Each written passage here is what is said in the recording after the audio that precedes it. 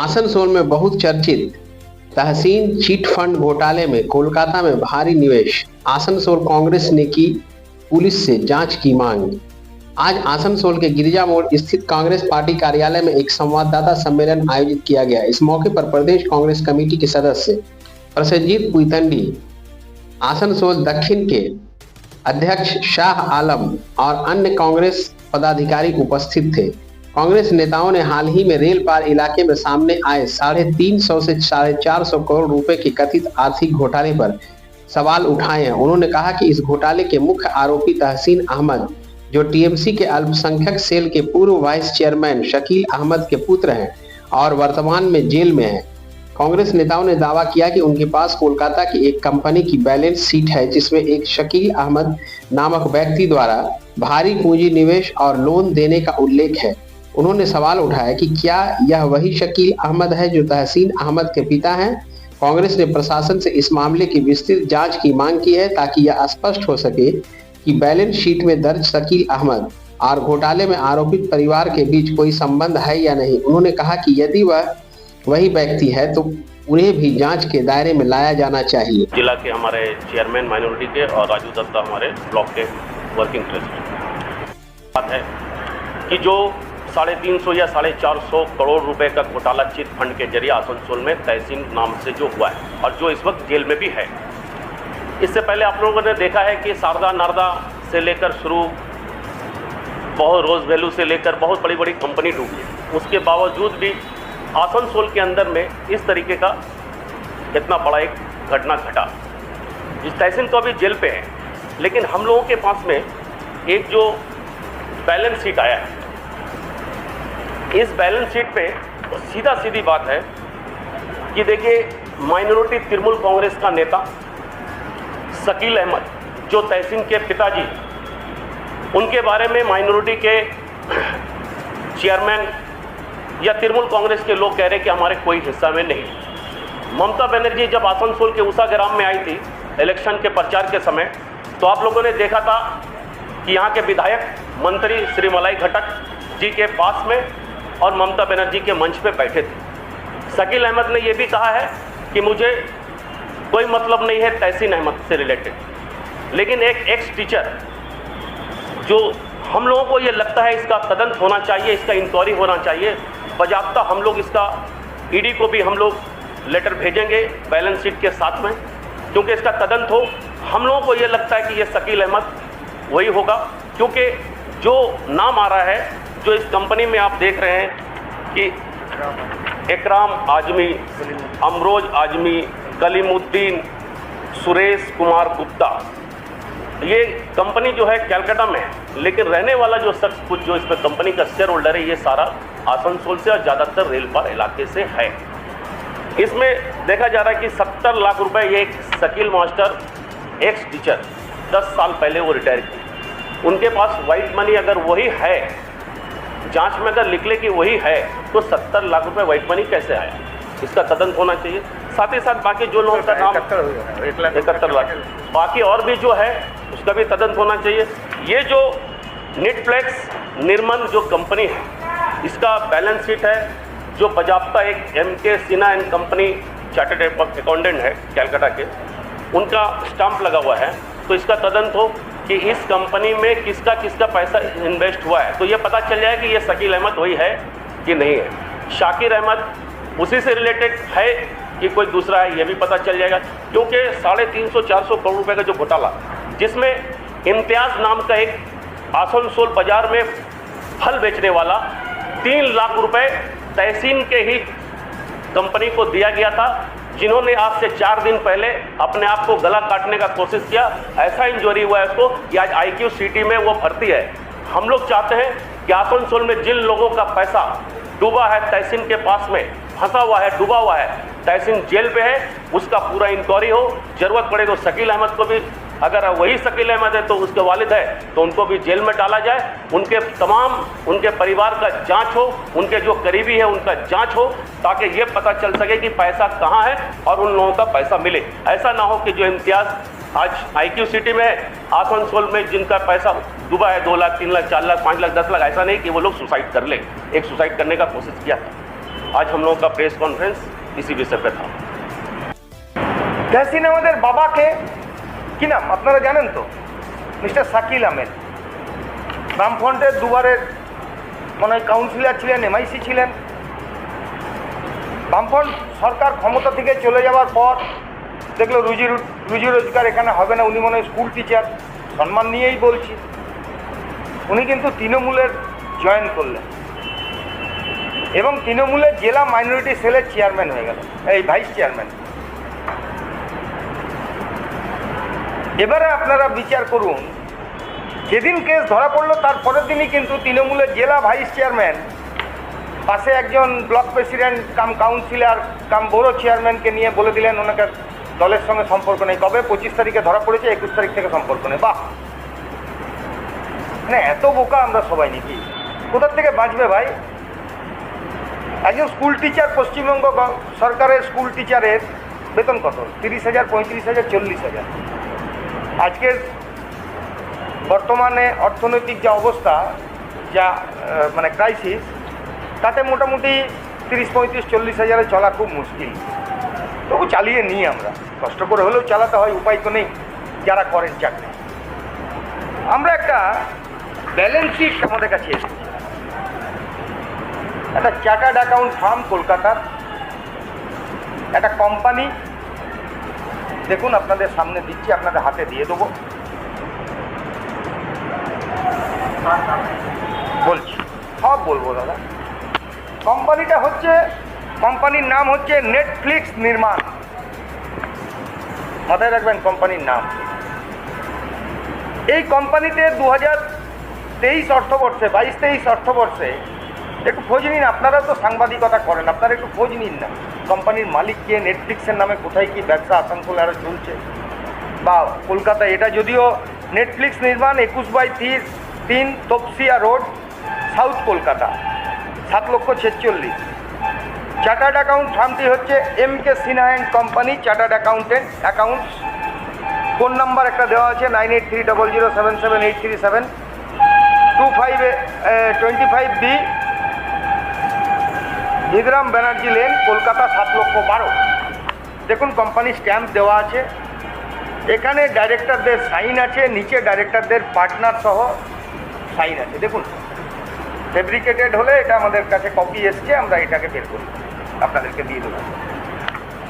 এখানে একটু accounting transaction, আমি যেহেতু কমার্সের ছাত্র একটু আধটু পড়াশুনো করেছি, সেটুকু থেকে বলছি। সেই ব্যালেন্স শিটে দেখা যাচ্ছে ক্যাপিটাল ইনভেস্ট করছে, মানে ক্যাপিটাল ওই বছর ইনভেস্ট করছে অ্যাকাউন্টসে। নামগুলো পড়ে দিচ্ছি পার্টনার যারা হয়েছে। আমরোজ আজমি, আমি জানি না কে, 32,000 টাকা।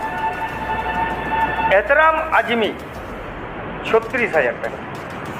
MD কালিমুদ্দিন 32,000 টাকা। MD শাকির আহমেদ 1 লক্ষ টাকা। এর পরের নামটা ইন্টারেস্টিং নাম, শাকিল আহমেদ 1 লক্ষ টাকা। সুরেশ কুমার গুপ্তা 1 লক্ষ টাকা। এবার এটা যখন অ্যাকাউন্টসে দিচ্ছে নিশ্চয়ই রোজগারের টাকা, ব্যাংক থ্রু দিয়েছে তবে তো অ্যাকাউন্টসে এসছে, ব্ল্যাক মানি তো নয়, মিথ্যে কথা তো বলবো না। এর নিচে আর একটা কলম আছে আনসিকিউর্ড লোন। অ্যাকাউন্টিং ভাষায় আনসিকিউর্ড লোন মনে হচ্ছে আমি কোনো গ্যারেন্টি ফেরত পাবো, মানে আমি 1 টাকা লাগাবো, 1 টাকার বদলে আমি 1 টাকা 10 পয়সা পাবো, এরকম কোনো গ্যারেন্টি নয়। আমি আনসিকিউর্ড লোন দিলাম। সিকিউর্ড লোন মানে একটা নির্দিষ্ট গ্যারেন্টি। যেরকম তেহসিন বলেছিল যে আমার কাছে 1 লাখ টাকা দিলে আমি মাসে 14,000 না 15,000 কি বলেছিল এইসব স্কিম। এখন কথা হচ্ছে এই আনসিকিউর্ড লোন কারা লাগাচ্ছে, টাকা লাগাচ্ছে নেটফ্লিক্স হোম প্রাইভেট লিমিটেড। তাহলে নেটফ্লিক্স নির্মাণ আর নেটফ্লিক্স হোম কানেক্টেড, একই কোম্পানিরই সিস্টার কনসার্ন হতে পারে। 2,95,00,000 টাকা। এরপরে হচ্ছে শাকির আহমেদ, SHAKI, না এটা শাকিল আহমেদ, এই নামটাই মার্ক করুন নামটা, SHAKIL, শাকিল আহমেদ। কত টাকা? 70 লক্ষ টাকা, 70 lakhs, আমি বলছি না, কাগজ বলছি, প্রিন্টিং কাগজ বলছে, 70 লক্ষ টাকা আনসিকিউর্ড লোন দিল কোম্পানিতে। এরপরের নামটা আবার হচ্ছে SHAKIR, জাস্ট এল আর আর এর ডিফারেন্স, আমি কিচ্ছু কাউকে চিনি না, কিন্তু এ দিচ্ছে 1,05,00,000 টাকা। আর মিস্টার সুরেশ কুমার গুপ্তা দিচ্ছে 45,50,00,000 টাকা। টোটাল ওনাদের ফান্ড জেনারেট হলো কত? 5,15,50,000 টাকা। এবং ওদের আদার্স কারেন্ট লাইবিলিটি, মানে অন্যান্য লাইবিলিটি মানে দেনা, সেটা হচ্ছে 10,000 টাকা। এটা হলো ওয়ান সাইড ব্যালেন্স শিটের 5,19,60,000 টাকা। এই টাকাটা কি করলো?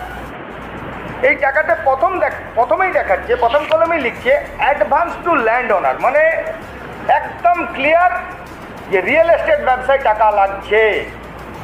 তাহলে এই যে কালিমউদ্দিন, এই যে আজমি, এরা আসানসোলে কোন রিয়েল এস্টেট ব্যবসায়, কাদের ব্যবসা আপনারা খুঁজে বের করে নিন। আমি যা নাম শুনেছি, এইখানে টাকা দিচ্ছে 5 কোটি টাকা জমি মালিকদেরকে অ্যাডভান্স করার জন্য। এরপরে আদার্স ক্যাশেড ব্যাংক, এক্সিস ব্যাংকের একটা অ্যাকাউন্ট নাম্বার দিয়েছে, ক্যাশ ইন হ্যান্ড 83,600, এইসব দেখানো হয়েছে। প্রফিট অ্যান্ড লস করে ওদের টোটাল 17,33,602 টাকা প্রিভিয়াস ইয়ার মিলে ওনাদের 5,19,00,000 একটা ব্যালেন্স শিট আমার হাতে এসেছে। বুঝলেন নামগুলো? তা আমাদের প্রশ্ন, তাহলে তৃণমূল নেতা বলে আর কোনো অংশের সঙ্গে জড়িত আছে বলে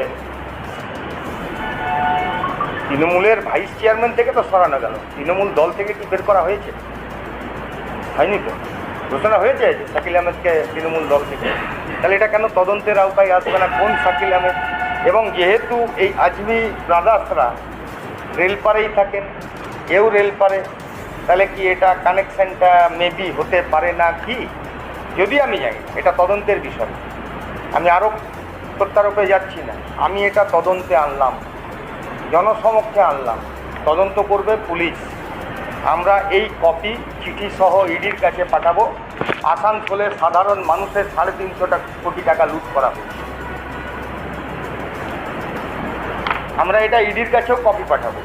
এটা ইডির তদন্ত হোক, যেহেতু অর্থনৈতিক তছরূপ, কারণ এটা মানি ট্রেল খুঁজে বের করা দরকার আছে। একজন স্কুল টিচার যদি হয় শাকিল আহমেদ, আমি এখনও কনফার্ম নই, যদি হয় শাকিল আহমেদ, তাহলে কোথার থেকে 71 লক্ষ টাকা উনি ওনার হোয়াইট মানি ইনভেস্ট করলেন?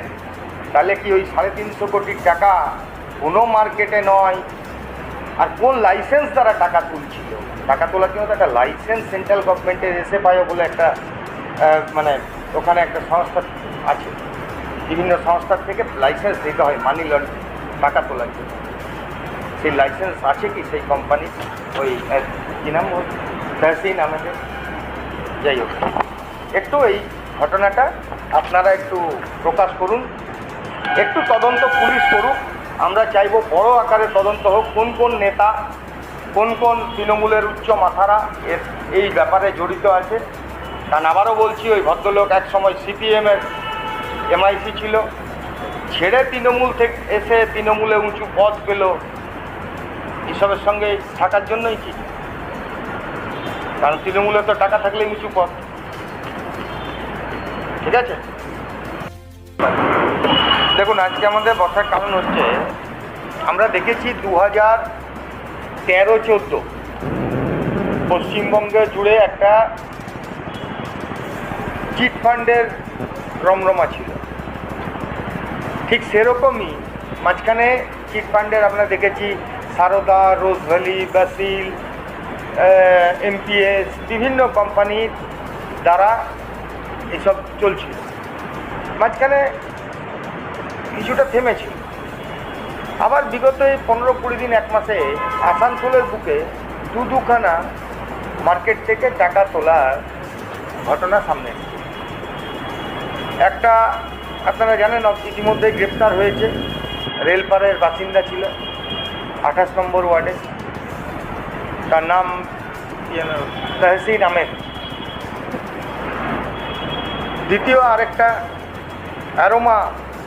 অ্যারোপেনিক এগ্রিকালচার, ঠিক আছে, এরাও প্রায় বাজার থেকে 200 কোটি টাকার মতো তুলেছে। তার এখনো পর্যন্ত পুলিশের কাছে এফআইআর হয়েছে গত পরশু, জানি না কোন দিকে গতি প্রকৃতি আছে। কিন্তু এখানে আমার প্রথম প্রশ্ন যে সরকারের একটা, আমাদের পশ্চিমবঙ্গে যেমন স্পেশাল ব্রাঞ্চ আছে, দিল্লির ক্ষেত্রে আইবি ডিপার্টমেন্ট আছে, এই কোম্পানিগুলো যে টাকা তুলছে এগুলো সেই দপ্তরের মধ্য দিয়ে প্রশাসনের উপরতলায় পৌঁছায় না কেন? দিনের পর দিন তারা টাকা তুলে গেল, মানুষের পকেটকে খালি করে নিল, তারপরে ধরা পড়লো যে টাকা মেরে পালিয়ে গেছে। যখন প্রথমেই শুরু করলো, অর্থাৎ শিশু ভূমিষ্ঠ হবার সময় সেই শিশু যদি মানে সুস্থ সবল না জন্মায়, তার জন্য তাকে ট্রিটমেন্ট করতে হয়। ঠিক তেমনি একটা কোম্পানি গড়ে উঠলো আর কোম্পানিটা 2 নম্বরিভাবে টাকা তুলছে মার্কেট থেকে, সেটার ব্যাপারে প্রশাসন ব্যবস্থা নেয় না কেন? আজকে আমাদের কাছে তথ্য প্রমাণ সহ এটা কতটা সত্য কতটা মিথ্যে এটা তদন্ত বলবে। এই কাগজের ভিত্তিতে আমরা কথা বলছি। এটা কোনো চপ দোকানে পাইনি, ছোলা ভাজার দোকানে পাইনি, এটা কোনো মিষ্টির দোকানে পাইনি। এটা একটা চার্টার অ্যাকাউন্টেন্ট ফার্মের কাগজ, কোনো একটা কোম্পানির ব্যালেন্স শিট, 31/3/2023 ব্যালেন্স শিট, অর্থাৎ 22-23 অর্থবর্ষের এই কোম্পানির বিজনেসের ব্যালেন্স শিট। আপনারা জানেন এই তহসিন আহমেদ কেসে তহসিন গ্রেপ্তার হয়েছে, খুব রহস্যময়ভাবে গ্রেপ্তার হয়েছে। যে তহসিন আহমেদ যেদিন ঘটনার বেরোলো, প্রকাশ্যে এলো, সেদিন পালিয়ে গেল। আর সেই তহসিন আহমেদ 250 না 500 গ্রাম সোনা নিয়ে চন্দ্রচূড় মন্দিরে পুলিশের জন্য অপেক্ষা করলো। আর পুলিশ ওখানে একদম যন্ত্র নিয়ে, মাপ করার যন্ত্র নিয়ে পৌঁছে গেল, ওকে গ্রেপ্তার করলো 3 দিন পর। হঠাৎ মানে দারুণ মজার জিনিস। ঠিক আছে, পুলিশ গ্রেপ্তার করেছে, তারা তদন্ত করছে, তারা তদন্ত করুন। আসানসোলে যারা পীড়িত তারা টাকা ফেরত পাক। আমাদের কাছে অনেকে যোগাযোগ করেছে, কিন্তু অনেকে মুখ খুলতে চাইছে না। কারো কাছে 8 লাখের চেক আছে, কারো কাছে 6 লাখের চেক আছে, কারো কাছে 4 লাখের চেক আছে। শুনছি পুলিশ নাকি অনেককে ডেকে ডেকে ইনকোয়ারি করছে, সবই শোনা খবর। কিন্তু এখানে আসল টুইস্টিং পয়েন্ট অন্য জায়গায় হচ্ছে। আসানসোলে প্রতি 1 মাসে প্রায় 2খানা চিটফান্ডের গল্প সামনে। তার মধ্যে একটা রেলপারের তহসিন আহমেদ, কোন লাইসেন্স ছিল, কীভাবে করছিল জানা নেই, কিন্তু ধরা পড়েছে, অ্যারেস্ট হয়েছে। ওই মানে সিনেমার স্টাইলে অ্যারেস্ট হয়েছে। যাই হোক, সেসব তো হয়েছে।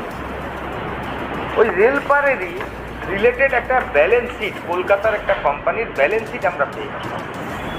ব্যালেন্স শিট একটা কোম্পানি, এমকে সিনহা কোম্পানি, কলকাতার registered company, charter account farm, সেখান থেকে এটা ব্যালেন্স শিটটা হয়েছে নেটফ্লিক্স নির্মাণ নামে। এই নেটফ্লিক্স নির্মাণে দেখা যাচ্ছে যাকে তৃণমূল বাঁচাবার চেষ্টা করলো, তৃণমূলের জেলা মাইনরিটি সেলের ভাইস চেয়ারম্যান ছিল, 4 দিন আগে নাকি সরে গেছিল, সেই শাকিল আহমেদ বলে একজনকার নাম পাওয়া যাচ্ছে এবং শাকির আহমেদ বলে একজনকার নাম পাওয়া যাচ্ছে। এরা দুজন মিলে ধরলে দেখা যাচ্ছে 1,75 লাখ আর ওইদিকে 2 লাখ, 1,77 লাখ টাকা ইনভেস্ট করেছে। এই টাকার মানি ট্রেল কি, এরা কারা, এটা তদন্ত করে দেখা হোক। আসানসোলের মানুষের পকেট থেকে টাকা লুট করা হচ্ছে। আসানসোলের মানুষ আত্মহত্যা করার চেষ্টা করছে, তাদেরকে বাঁচাবার জন্য এটা আমরা আনলাম, আপনাদের সামনে দিলাম। এটা তদন্ত হোক এবং দরকার হলে যদি সেই শাকিল আহমেদ হন, তিনি এক সময় এমআইসি ছিলেন, এখন তৃণমূলের বড় নেতা, তাকে গ্রেপ্তার করে, তহসিন ভেতরে আছে, ছেলে বাবা দুজনকে সামনাসামনি বসিয়ে ইনকোয়ারি করে কোথায় কি টাকা ইনভেস্ট করেছে সেই টাকা বার করে আসানসোলের মানুষকে ফেরত দেবে। लेकिन जो पीड़ित हैं उनको पैसा वापस मिले, इसके लिए आप लोग कांग्रेस की तरफ से प्रशासन पे किस तरह से दबाव बनाने की सोच रहे हैं?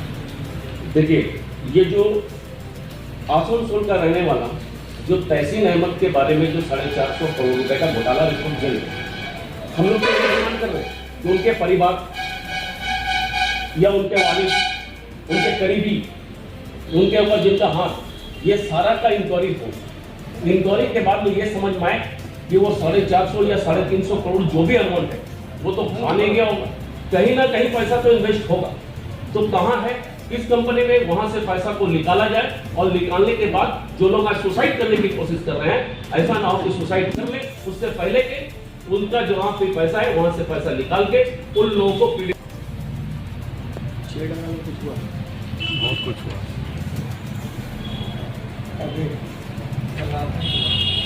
तुम अकेले बेफिक्र रहिए, हम लोग और दूसरा रास्ता भी है। ठीक है, कोई चिंता नहीं, एकदम 10 बजे रास्ता खुला है, आराम से आ जाओ। तुम 6 बजे के बाद अकेला आ जाओ, आधार कार्ड लेके आओगे। कर लिया।